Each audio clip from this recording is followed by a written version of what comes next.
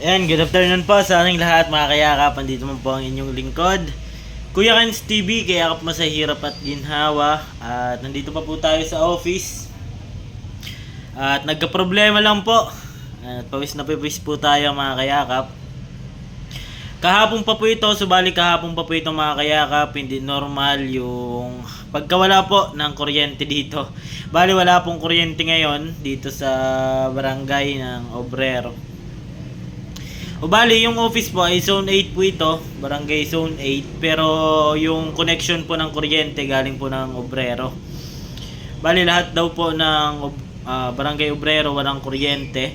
Bali, kahapon po mga kayakap, hindi na po normal. Kaya pinatay po namin yung computer po dito kasi, tsaka aircon. Kasi po, magba-brown out po siya, tapos ilang segundo magkukuryente naman, tas brown out naman ilang segundo, kuryente naman. Parang Christmas light po mga kayakap. Kaya hindi po talaga normal yung ganun. Yung mga katabi naman dito may mga kuryente naman. Bali iba pala yung connection nila kasi nagtanong po tayo kanina. Kasi di na po natin natiis. Ayan. Kasi naano na po tayo, kumbaga napaisip na po tayo kung ano yung problema. Kasi iba po talaga magkukuryente tapos mawala naman, kuryente wala. Kumbaga, hindi po natin maisip kung ano yung problema. Kaya pumunta po ako doon sa kabilang barangay kasi barangay Zone 8 po ito. Wala daw po talaga. At kahapon pa, tama nga po, kahapon pa po talaga nagluloko yung kuryente. Bali ngayon po ay di po tayo makakagawa kung sakali meron magpagawa po kasi brownout nga po. At sobrang init mga kayakap. Di pa naman tayo makapagsara ngayon kasi maaga pa. Alas 4 pa lang po. 4:35 pa lang po ng hapon. Ayan, kaya unaayos po natin mga kayakap. At nandito po tayo ngayon. Nag-aantay. Bali dun po sana tayo sa loob. Pero sa ngayon, tayo lang po dito. At wala po yung mga nag-OJT kasi yun nga, brownout din. Wala din po magagawa. Yun po mga kayakap, at update lang po ito. At nasa labas, yun sa labas oh. Ano bali, gusto nga rin po sana na magsara pero sayang naman, baka magkuryente pa, maaga pa naman po. Kaya kailangan po natin ayusin muna bago tayo umalis kasi baka may mga nakabukas pa. Kasi baka isara natin kasi nga brown out po, hindi po natin alam kung ano yung mga isasara po natin. Ayan, mas maganda may kuryente para makita po natin, kumbaga masiguro po natin na maging maayos po yung mga kuryente dito, mga nakabukas bago po tayo umalis. Ayan, update po ako ulit mamaya.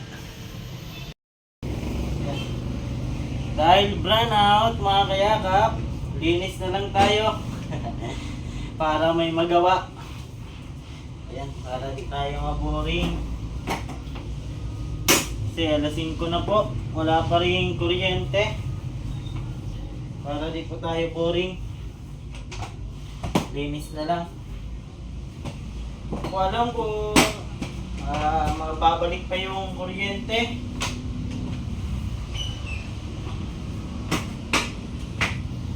natin alam.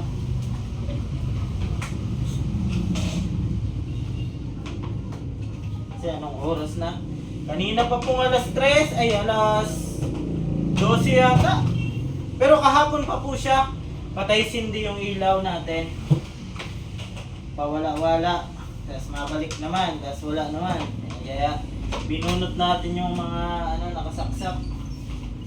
Especially yung aircon tsaka yung mga computer.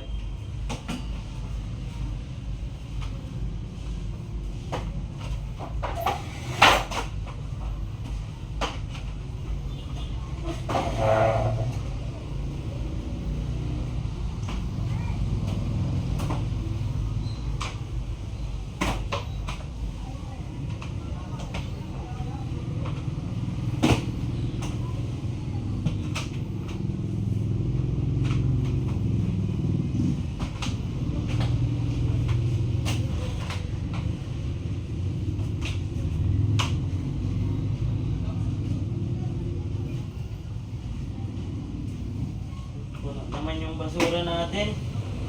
Kaso di natin pwede ilagay sa labas kasi kinakalat ng aso. Kalat ng aso mga kayakap.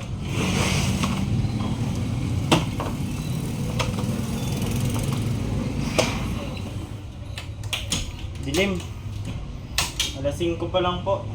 Pero madilim na.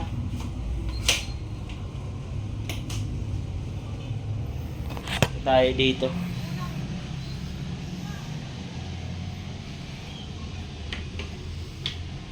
Maaga pa. Pero madilim na po.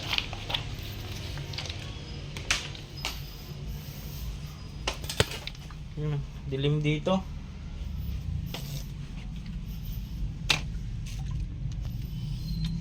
Linis sana tayo ng CR.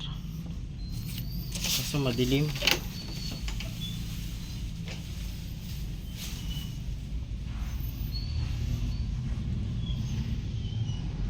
Lalabahin ko pala yung yung bababad natin. Pinampunas ko po kasi sa putik. Ito.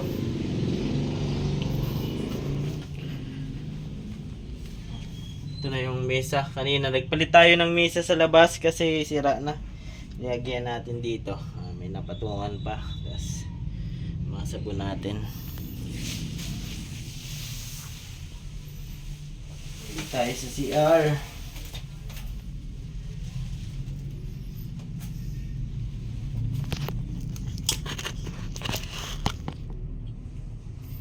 Nandito tayo CR mga kayakap.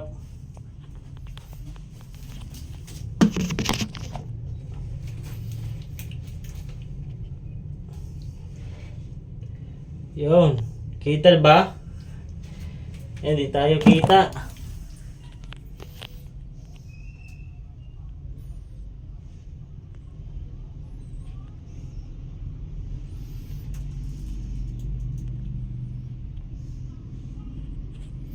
Yan. Hindi tayo kita mga kayakap. I-update ako mamaya po mga kayakap. At tapusin lang natin dito. Yan mga kayakap, bali tapos na po tayo maglinis. Ayan, pinapatuyo lang po natin yung sahig. At nakalinis na din po tayo sa CR. Inalis natin yung mga buhangin. Ayan. Kasi may mga buhangin po na kapag dala yung tsinelas, naiiwan po doon. Ayan. Inano po natin, kinuskus po natin ng brush mga kayakap yung sahig ng CR. Pati na din yung inodoro. Ayan, at nalagyan na din natin ng Zone Rocks. Tapos syempre nag-spray po tayo mga kayakap. Ayan, nandito po tayo. Madilim pa rin, wala pa rin kuryente. Di po natin alam kung babalik po ngayon mismo o bukas na. Ayan, pero nag-aantay pa rin po tayo kasi maaga pa naman. Bali sara namin 5:34 pa lang po mga kayakap. Yung iba maliwanag po mga kayakap po. May mga ilaw po sa labas. Ayan o, may mga ilaw po dyan sa labas. Bali kami lang po dito sa parang magkakatabi dito. Kami lang yung wala kasi iba yung connection namin. Ibang barangay. Bali yung barangay Obrero wala talaga. Doon po kami nakakonect. Baga linyada po. Nakalinya po kami doon. Yung zone 8 ay may kuryente po. Kami lang po yung wala. Buti mga kayakap hindi gaano madami yung nagpagawa ngayon. Kundi di po natin magagawa kasi walang kuryente. Ayan. Nakabunot po lahat. Ayan, binunot po natin. Ayan.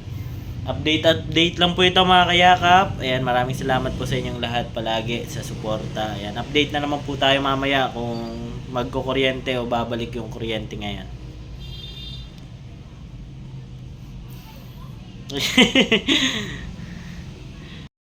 Ayan, isang maliwalas at madilim. Maulan po ngayon mga kayakap. Andito na po tayo at di na po talaga nagkuryente. Bali umuwi na po tayo mga kayakap at maulan. Alas 6 na po ng gabi. Inantay po na sana natin na magkuryente kaso wala po talaga. Kaya umuwi na po tayo. Nag-chat po tayo kay Bossing. Ayan. Pinauwi na po tayo kasi brownout naman po. At di naman po makakagawa. Kung sakali may magpagawa po ng document, di naman po natin magagawa kasi brownout po mga kayakap. Kaya yun, update lang po ito. Andito na po tayo sa bahay. Ayan.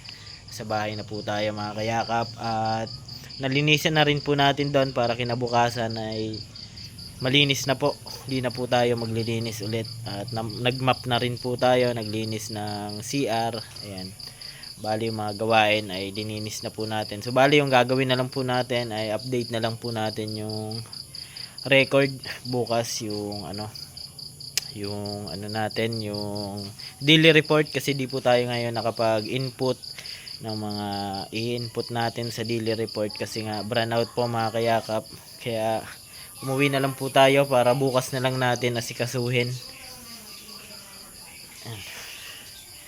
Bali basang basa tayo kanina.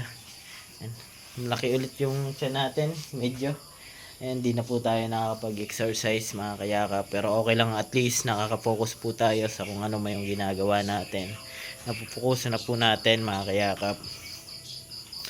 At yun, maraming salamat pa rin sa mga patuloy na sumusuporta. Ayan, di na po talaga bumalik mga kayakap yung kuryente. Simula pa po yung kahapon, balik kahapon po ay tamang hinala na rin po ako kasi patay sindi po talaga, parang Christmas light po. At mag-iilaw tapos mapapatay naman. Ayan, masisira po kasi yung yung PC, yung computer, tsaka yung aircon kapag ganun po. Kaya hindi na po natin sinaksa kanina. Bali, sabi ng OGT po kasi may pumunta kanina at umalis po kasi ako, may nasikaso po ako sa labas.